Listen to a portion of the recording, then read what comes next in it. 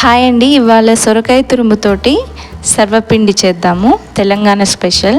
సొరకాయని ఇలా తురుముకొని ఒక గిన్నెలోకి యాడ్ చేసుకొని కొలుచుకోవాలి. ఒక గిన్నె సొరకాయ తురుముకి ఒక గిన్నె బియ్యపు పిండి యాడ్ చేయాలి. అంటే ఈక్వల్ అనమాట. సొరకాయ తురుము బియ్యపు పిండి ఈక్వల్గా తీసుకోవాలి. ఇందులో గంట సేపు ముందు నానబెట్టుకున్న శనగపప్పు, కోర్సుగా దంచుకున్న అల్లం వెల్లుల్లి పేస్ట్, అలాగే జీలకర్ర, కొద్దిగా పసుపు, కారం మీ స్పైసీకి తగ్గట్టు యాడ్ చేసుకోండి, ఉప్పు, కట్ చేసుకున్న కొత్తిమీరకు, కరివేపాకు యాడ్ చేసుకొని పిండిని కలుపుకోవాలి. ఇందులో వాటర్ యాడ్ చేయాల్సిన అవసరం లేదండి. సొరకాయ నుంచి రిలీజ్ అయ్యే వాటరే మనకు సరిపోతుంది. ఈక్వల్గా తీసుకోవాలి సొరకాయ తురుము అండ్ బియ్యపు పిండి. సొరకాయ బట్టి కూడా ఉంటుందండి, ఒక్కోటి తక్కువ రిలీజ్ చేస్తుంది కదా. సో అలాంటప్పుడు టీ స్పూన్ తోటి కొద్దిగా యాడ్ చేస్తూ కలుపుకోండి. ఒకసారి కలిపిన తర్వాత సాల్ట్ చెక్ చేసుకోండి.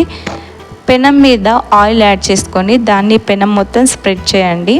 ఆయిల్ తక్కువగా వేస్తే మనం వేసిన పిండి పెనంకే స్టిక్ అయిపోతుంది. ఇది మీరు బాగా గుర్తుపెట్టుకోవాలి.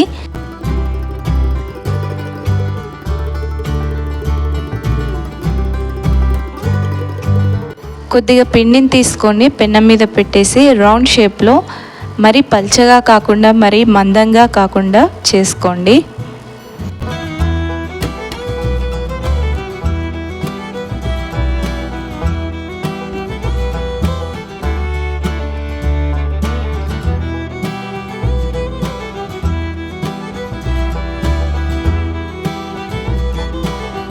రౌండ్గా చేసుకున్న తర్వాత వీటికి హోల్స్ పెట్టండి. ఇందులో మనం ఆయిల్ పోసుకోవాలి.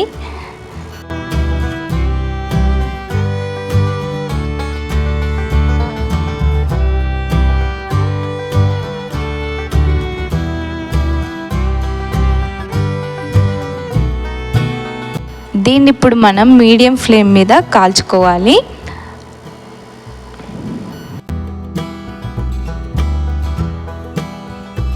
ఒక సైడ్ కాల్చుకున్న తర్వాత నెక్స్ట్ సైడ్కి తిప్పేసేయండి.